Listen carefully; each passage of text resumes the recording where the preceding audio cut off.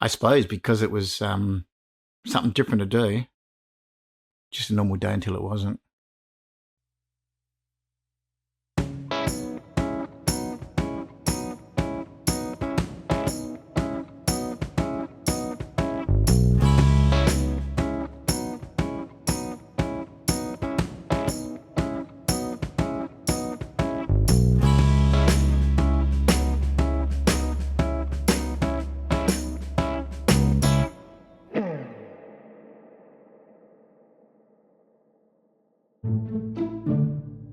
The other three guys that went on this adventure with lived in a place at Port Lunga, block of units. Cops used to call it the Cockroach Palace. They visited us a fair amount.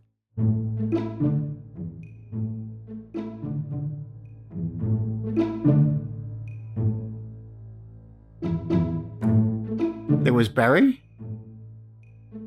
Kim, Ray, and myself, Graham.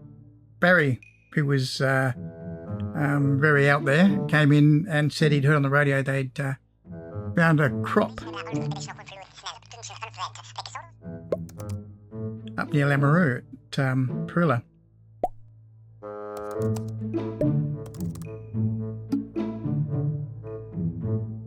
Well, we got up on the motorbikes for a run, and by the time we get there, they would have burnt everything off and we could, find little bits. We just sort of thought, yeah, why not? Sound like a good idea. Monday before Ash Wednesday, we head up there. It was 4 of us on 2 motorbikes. We stopped at a pub at Lameroo and asked, where's the crop? Why not? That's what we're looking for. They told us, it's further down the road. We found the crop because they put tree branches across the road for the entrance, so the other cops knew where to go in. We waited because we could see a aeroplane circling the area, which we because of the police plane. And when that left, we walked in. There was no body checking the crop, no cops, no dogs, nothing like that. They weren't actually sitting on the crop. They were actually over the other side of the hill. We could hear them having a party. We could hear them laughing. You could hear them talking. You couldn't understand what they're saying. I think they had a bonfire going because there was a glow in that area. So we knew where they were. So we just didn't go that way. When I say party, they were definitely laughing and carrying on. So it would have been party atmosphere. And whether it was celebrating because they just found one of the biggest crops, or they took some with them, I don't know.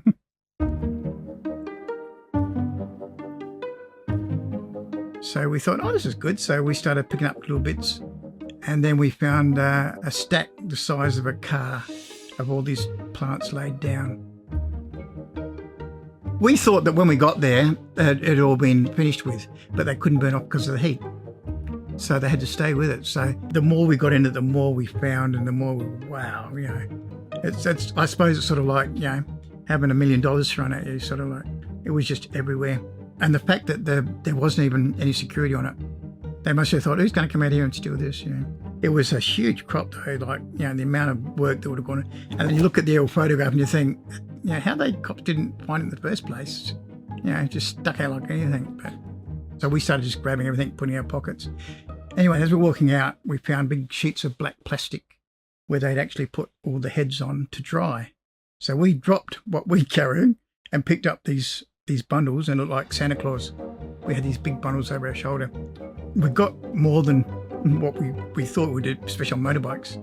So we stashed it on the other side of the road and then headed back home with the bikes. We're going to get the car.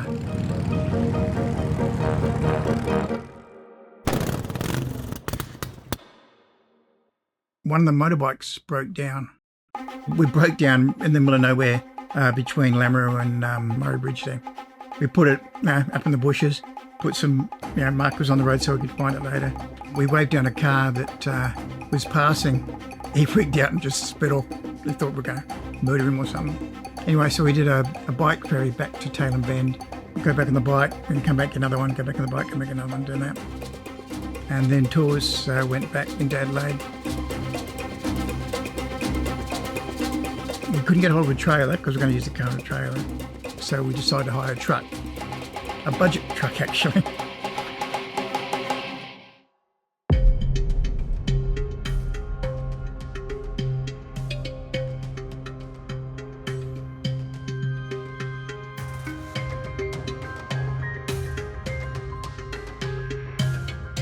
the commissioner rocked up for the burning off, and they couldn't burn off because of the heat.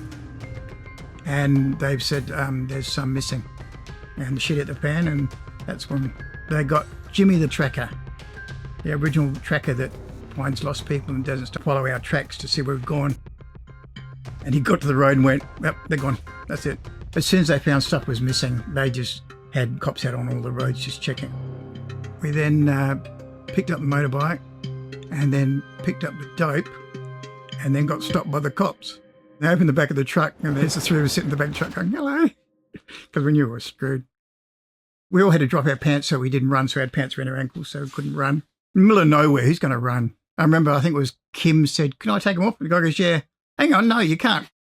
You know, up until then, we were just, nice guys just doing something wrong. But once we got the truck, that's the thing that made us look sinister, was because we'd hired a truck to. It wasn't hired a truck to pick up the bike, it was hired a truck to pick up, all the dope sort of thing. If we left it for a day or so, it would have been right. But we got caught. Shit happens.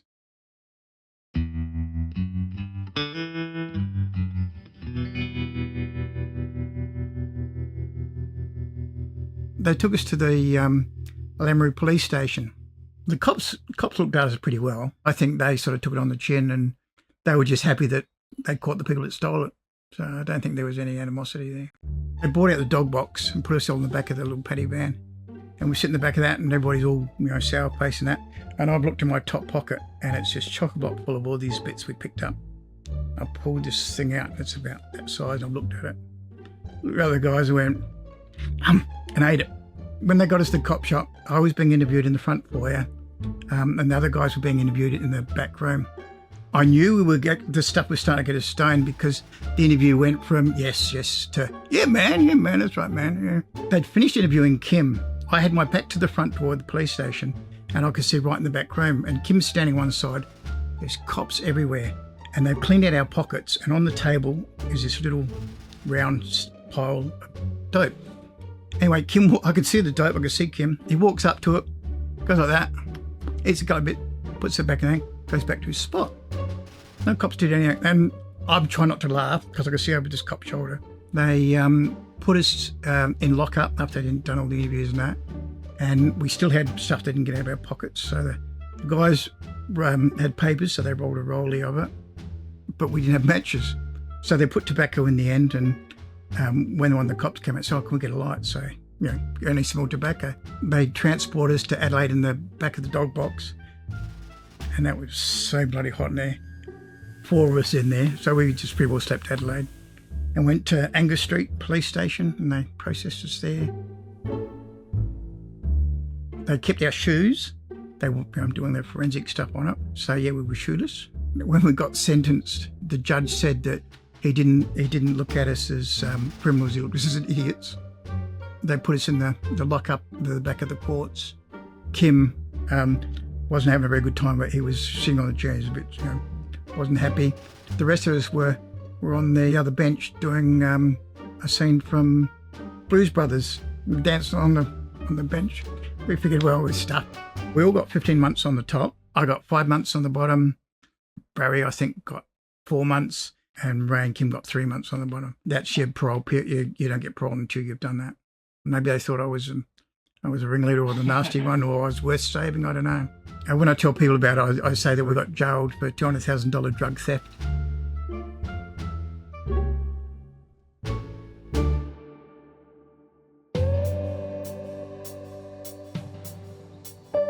When we first got arrested in that, we got bail. When we come up for court to get sentenced, that's when we started doing time, and went to Adelaide Jail, the old one in Sydney there. I learned a lot out of prison. I met the 2 guys that actually grew the crop. And one of them was a little bit narky at us because we'd stole his, and his mate, which I think was his brother, had said, well, no, they didn't steal it from us, they stole it from the cops. Being bored, I mailed a piece of cheese home. Got called in the office, and he's got the envelope. The screw goes, what's in here? And I'm a piece of cheese. He goes, what? It's just a piece of cheese. He opened the envelope up, it's a piece of cheese. You just get out.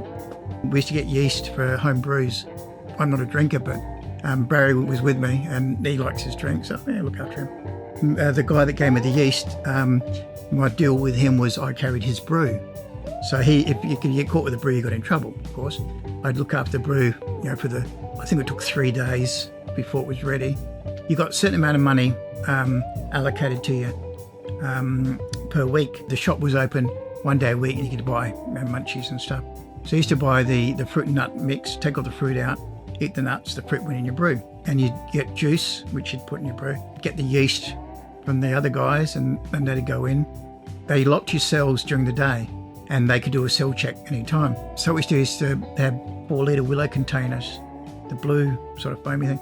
I had 2 of them in a box and I'd take them out, put them on the windowsill, and you had a towel that had mussel rub on it that absolutely stunk. And that would disguise the smell because once they started brewing, they would just let off all this smell.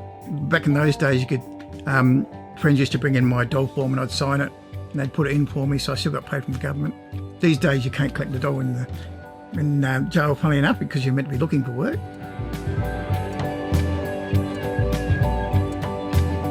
When I got to Yatala, I was in B Division, and that's high security. Why I was in high security, I would never know, but anyway. A Division had a riot, and they'd burnt it all down, and burnt it out. It was still like a shell. 6 screws went in with a fire hose, and 5 of them came out because the Crims had their fire hose. And then they went back in and rescued their mate, and it was chaos. I ended up learning how to run a sewing machine. I used to make prison clothing. But the good thing about that is some people wanted the curtains for their cell. So you'd do a deal and you make curtains and stuff like that. I learned how to kill mosquitoes in the dark. Well, what you used to do is, because you had no control of the lights, so it'd be dark, you'd be laying there and you'd hear noise. So what you used to do is you put the sheet around your ear, so all you had out was your ear, and you lay there and you listen. As soon as you hit really close, you went like that, put your sheet up and listen. Yeah. So in the morning, your sheet would have like 3 or 4 dead ones on it, so it worked. Worked in the library there. They actually hit a shotgun in there one year, as far as I know. It was used to shoot another inmate. Next day, library was closed and they're going through everything. In jail, the amount of dope and drugs that goes into jail is incredible. And the way I look at it is they don't really do much about people having that because it keeps them quiet. So you got quiet prisoners, you got happy prisoners. You got happy prisoners, you got happy screws. So it makes their job easier. You're in your cell from 4 o'clock in the afternoon till 8 o'clock in the morning, and you're bored shitless. Learn how to rob banks. Not that I robbed any. Just know how to. Yeah, just know how to, yeah.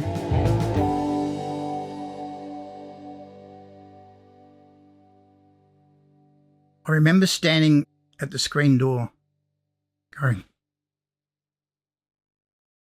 because I could open it. Yeah. But yeah, that memory's, when I asked the question, that was the one that really stuck out, was the fact that I could open my front door.